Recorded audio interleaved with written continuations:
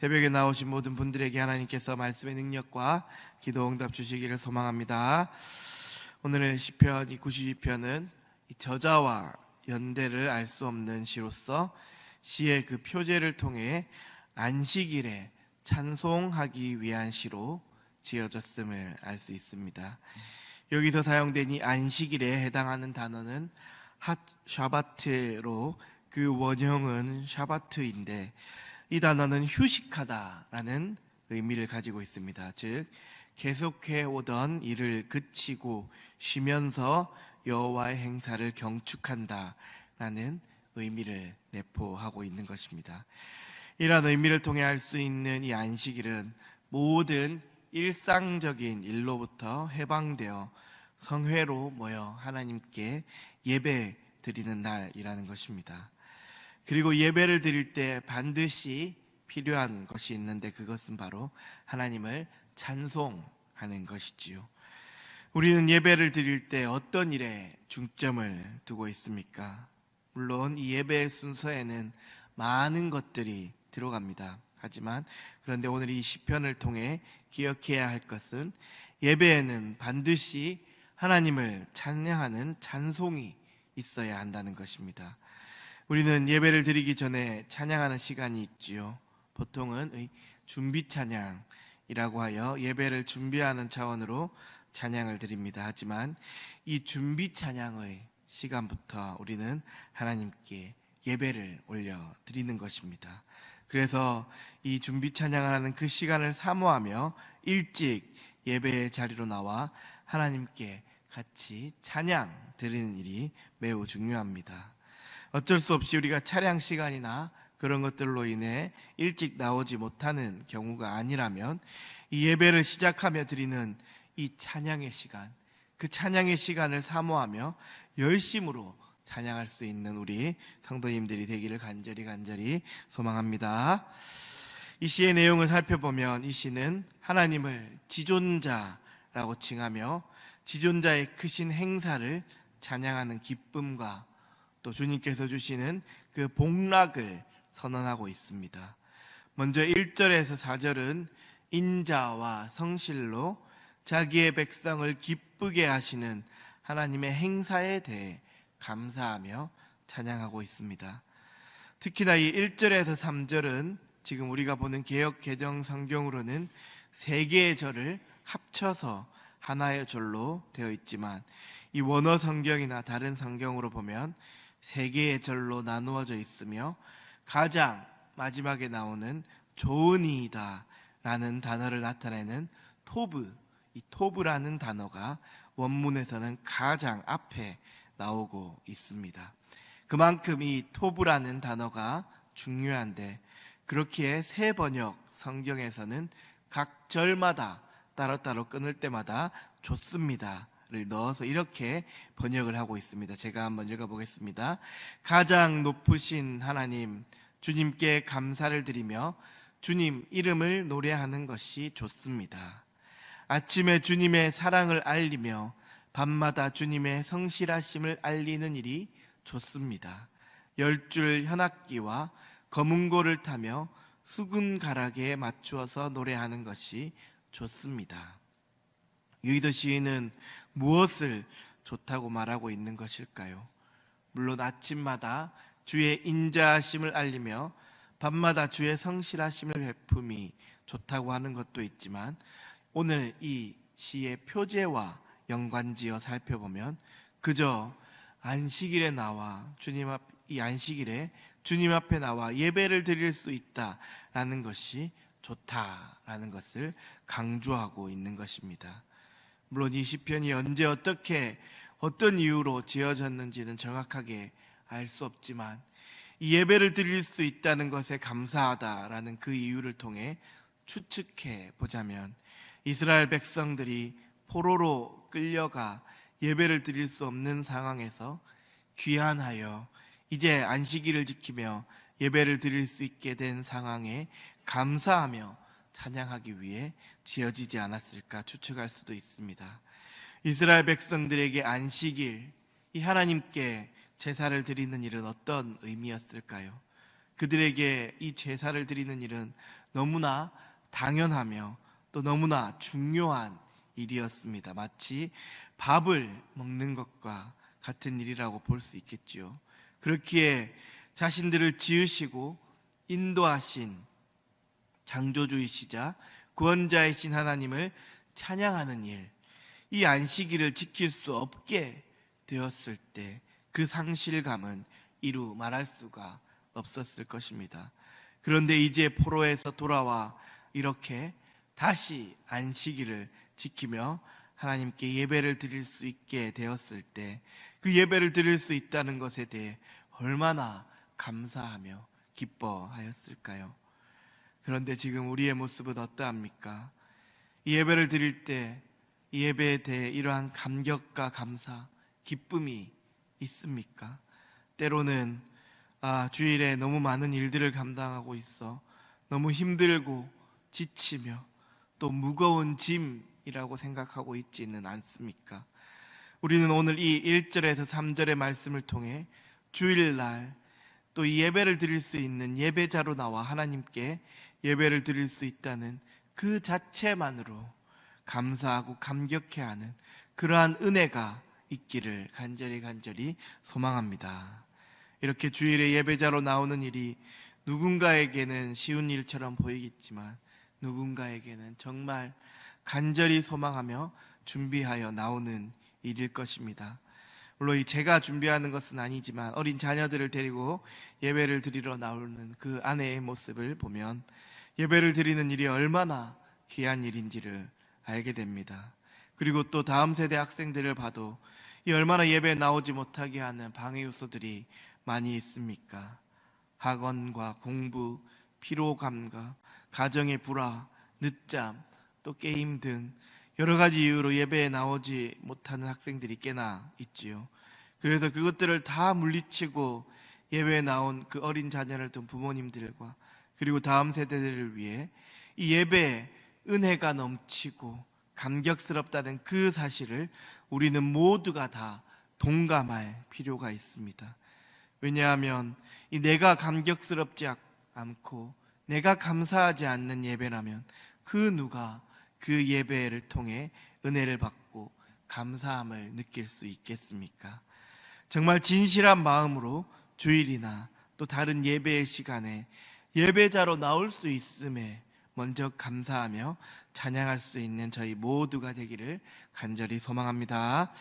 다른 어떤 이유가 아닌 그저 내가 이 예배 자리에 함께 할 수 있음에 먼저 감사하며 찬양함으로 누리는 그 은혜를 통해 그 은혜가 내 주변으로 그리고 우리 교회 안팎으로 흘러 넘칠 것입니다. 이러한 은혜가 넘치는 우리 광양중앙교회가 되기를 주님의 이름으로 간절히 축원합니다. 다음 5절부터 11절은 하나님께서 행하신 일, 그 하나님의 행사에 대해 위대함을 찬양하며 악인들을 패망케 하시고 의인들을 높이시는 공의로우신 하나님께 감사하며 찬양하는 내용입니다. 하나님께서 어떠한 일들을 행하셨습니까? 당시 저자가 이 시편을 기록하며 듣고 경험한 일들은 사실 좋은 일들만 또 형통한 일들만 있지는 않았습니다. 이스라엘 백성들은 애굽의 노예에서 해방되었으나 광야에서 40년의 힘든 시간을 보내었고 이 가나안 땅을 차지하기 위해 험난한 일들을 겪었으며 주변의 강국들에게 수없이 침략을 당해 이제는 포로로 끌려갔다가 귀환하는 사건을 겪었습니다. 이 사실 하나님을 믿는다면 좋은 일만 있을 것이다 라고 생각하며 하나님께서 형통하게 인도하여 주실 것만을 생각하지만 그렇지 않다는 것입니다.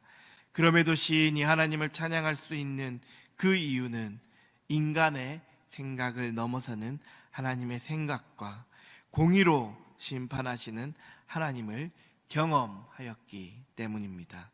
그 누가 그 바벨론의 강대국인 바벨론의 포로에서 돌아올 것이라 예상이나 했겠습니까?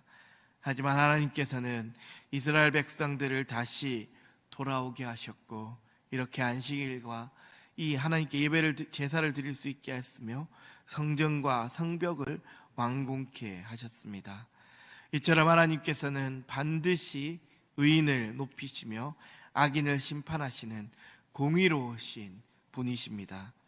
하지만 우리들은 잠시 악인들이 득세하고 성공하는 그 흥왕하는 모습을 보면 부러워하고 심지어는 믿음이 흔들릴 때도 있지요. 그럴 때 우리는 이 7절의 말씀을 기억해야만 할 것입니다. 7절의 말씀을 우리 다 같이 한 목소리로 다시 한번 읽어보겠습니다. 악인들은 풀같이 자라고 악을 행하는 자들은 다 흥왕할지라도 영원히 멸망하리이다. 아멘. 이 악인들이 잠시 흥왕할지라도 그들의 끝은 결국 멸망이며 지옥이다라는 그 사실을 기억해야 한다는 것입니다. 지금은 비록 힘들고 어려우며 고난이 나의 앞길을 막아서고 있을지라도 오직 하나님만을 의지하며 굳건히 이 믿음의 길을 걸어간다면 하나님께서는 반드시 우리를 하나님의 뜰 안에서 번성하게 하실 것입니다. 그것을 12절부터 15절까지 시인은 그렇게 고백하고 있습니다. 앞서 7절에서는 악인들을 풀에 비유하였지요. 물론 풀은 무성하게 자라납니다. 하지만 결국 풀은 뽑히고 사라지기 마련이지요. 하지만 종려나무와 백향목은 어떠합니까? 사시사철 푸른 종려나무, 거목으로 자라가는 백향목처럼 성도는 그렇게 번성하며 자라갈 것이다 라는 말씀입니다. 그런데 이렇게 자라기 위해서 반드시 필요한 일이 있습니다. 바로 13절의 말씀인데요. 그 13절의 말씀에서 알 수 있듯이 여호와의 집에 심겨야 한다는 것입니다. 이 여호와의 집, 여기서 말하는 여호와의 집이 어디일까요? 하나님께서 계신 곳으로 하나님을 믿는 사람들의 모임, 교회를 의미하기도 하며 다른 한편으로 하나님의 말씀 위에 뿌리를 내려야 한다는 의미이기도 하지요. 그래서 교회 공동체, 하나님을 믿는 사람들의 그 모임이 중요하며 하나님의 말씀 위에 뿌리를 내리는 것이 중요합니다. 물론 가장 중요한 것은 하나님의 말씀 위에 서는 것입니다. 그런데 혼자서 하나님의 말씀 위에 올바르게 설 수 있을까요? 혼자서만 말씀 위에 서는 일은 너무나 어렵고 힘든 일입니다. 언제 흔들릴지 모르며 언제 떨어져 나갈지 모릅니다. 그래서 하나님을 믿는 사람들의 모임인 이 교회를 통해 함께 생활하며 자라가야 한다는 것입니다. 앞으로 우리 교회도 많은 모임을 통해 여호와의 집에 심긴 종려나무와 백향목처럼 건실하게 자랄 수 있도록 그러한 공부와 또 여러 가지 프로그램들을 제공할 것입니다. 이러한 모임에 잘 참여하여서 오늘 이 시편의 말씀에서와 같이 종려나무같이 번성하며 백향목같이 성장하여 하나님의 뜰 안에서 무럭무럭 자라가 늙어서도 여전히 결실하며 진액이 풍족하고 빛이 청청한 그러한 성도님들이 되기를 주님의 이름으로 간절히 축원합니다.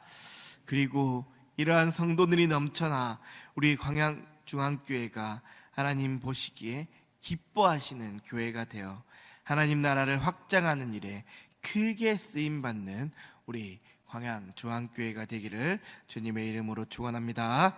기도하겠습니다. 사랑의 하나님, 오늘 말씀을 통해 예배를 드리는 그 찬양의 시간을 사모하며 열심으로 참여할 수 있는 우리 성도님들이 되게 하옵소서. 그저 하나님께 예배를 드릴 수 있음에 감사하며 감격하는 은혜를 누리게 하옵소서. 때로는 악인들이 형통하고 흥왕하는 것을 볼지라도 흔들리지 않는 믿음으로 굳건히 공의로우신 하나님만을 신뢰하며 나아가는 우리 모두가 되게 하옵소서. 앞으로 하반기 교회에서 이루어질 모든 성경 공부와 큐티 나눔, 기도 모임, 여러 가지 이러한 프로그램들을 통해 여호와의 집에 심겨 자라가는 종려나무와 백향목처럼 건실하게 자라가는 우리 광양중앙교회 성도님들이 되게 하옵소서. 오늘도 이 예배 자리, 기도의 자리를 허락하신 주님께 감사드리오며 예수님의 이름으로 기도합니다. 아멘. 하늘에 계신 우리 아버지, 아버지의 이름을 거룩하게 하시며 아버지의 나라가 오게 하시며 아버지의 뜻이 하늘에서와 같이 땅에서도 이루어지게 하소서. 오늘 우리에게 일용할 양식을 주시고 우리가 우리에게 잘못한 사람들을 용서하여 준 것 같이 우리 죄를 용서하여 주시고 우리를 시험에 빠지지 않게 하시고 악에서 구하소서. 나라와 권능과 영광이 영원히 아버지의 것입니다. 아멘. 이 시간 함께 기도하기를 바랍니다.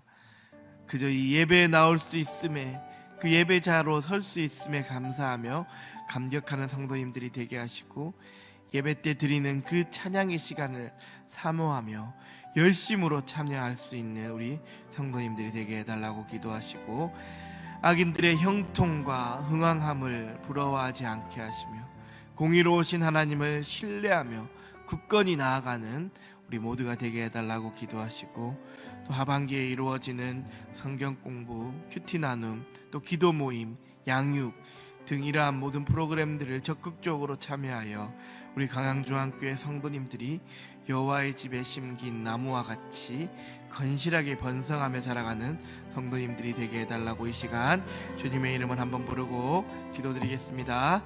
주여